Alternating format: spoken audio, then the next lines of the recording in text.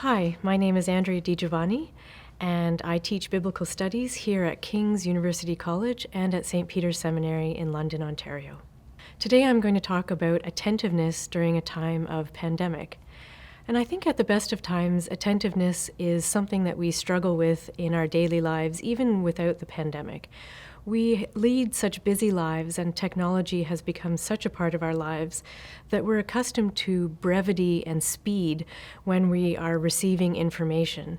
In fact, a lot of online newspapers will have a estimated reading time listed at the top of the article, and we gauge whether or not we want to read that article based on how long it will take us. And so rather than thinking about the content of the article, we're really considering how much time it's going to take us. When we factor in the pandemic, now our reserves of attentiveness are really being depleted. Attention is being asked of us in new ways. When we go to the grocery store, we have to follow directional arrows. We're reading signs that weren't there before.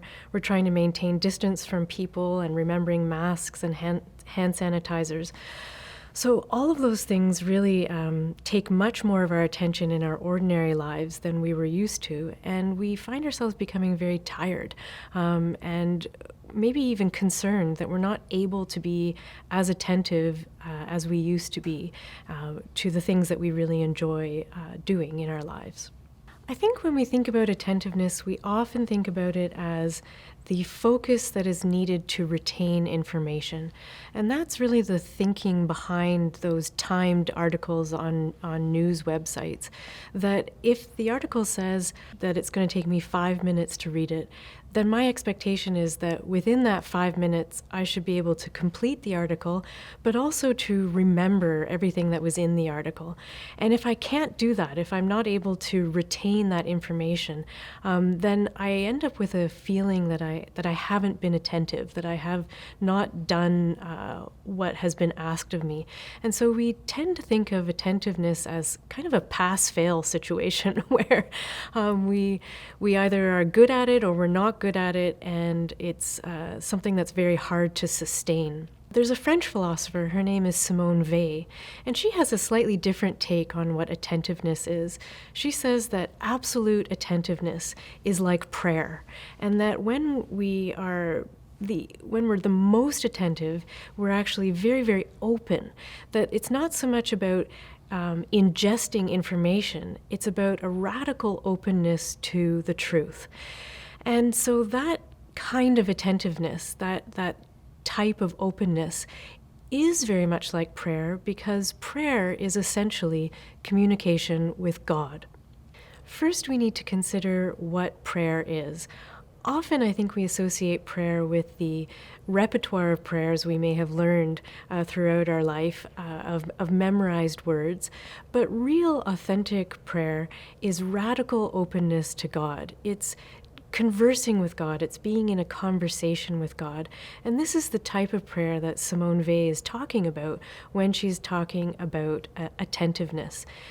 This kind of prayer takes time and it takes practice. I think it's very important that we not feel that there's a rush on it or that we're doing it wrong, that this type of prayer grows as a habit over time.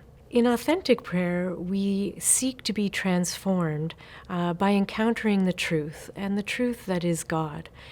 And this is where I see the connection between prayer and attentiveness, because attentiveness is also trying to be very, very open to receiving and evaluating what is around us and how that fits into a broader whole.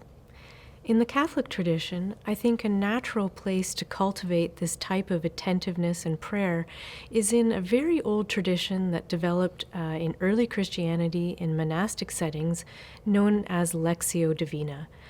Lectio Divina means holy reading or sacred reading.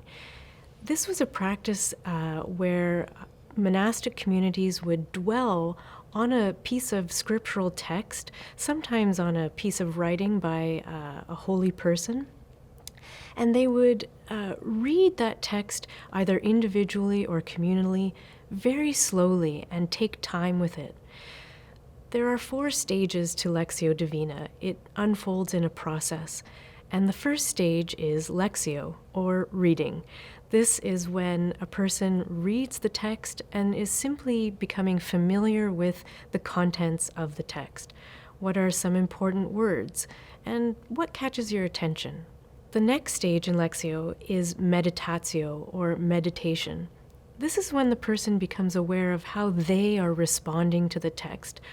I think that's a very important thing to become attuned to, because what you're gauging is how you are reacting to what you are receiving.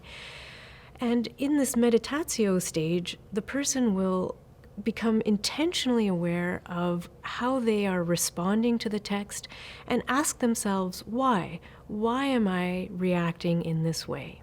The third stage is oratio, or prayer.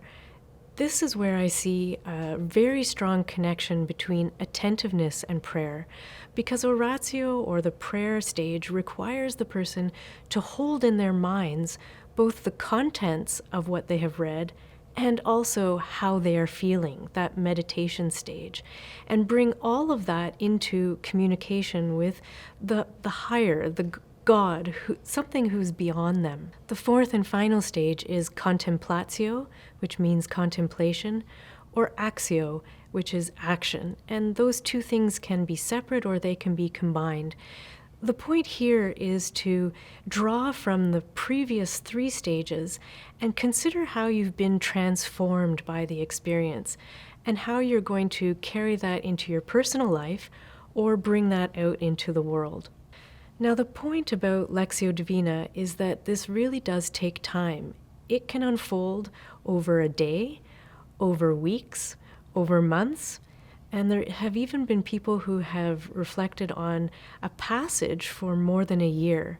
And the idea behind it is not to rush it, to simply move to the next stage of Lectio when you feel you're ready, when you feel that you've gotten the answers that you need.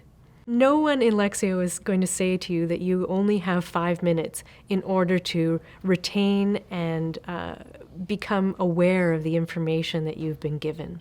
It's more about the transformation of yourself and to also become aware of how you've been transformed. For me, one of the most stunning pieces of advice I ever received was to consider all of my studies as Lectio Divina. This meant that rather than keeping Lectio Divina as something I was only doing with respect to scripture or sacred reading, it broadened Lectio into my everyday life. And so when I was having difficulty concentrating, I would consider my studies, whatever they were, be it calculus or physics or English literature, as Lectio Divina, where I was really giving myself time to receive what I was reading, digest it, and dwell with it for a long period of time. I think this is where we can see how attentiveness and prayer can go together, and how in our world today, especially in this time of pandemic, where we live in a time of statistics and numbers and often a lot of opinions and hot takes in the news, that we allow ourselves to consider how we are reacting to a piece of information and how that is going to transform us in our daily life.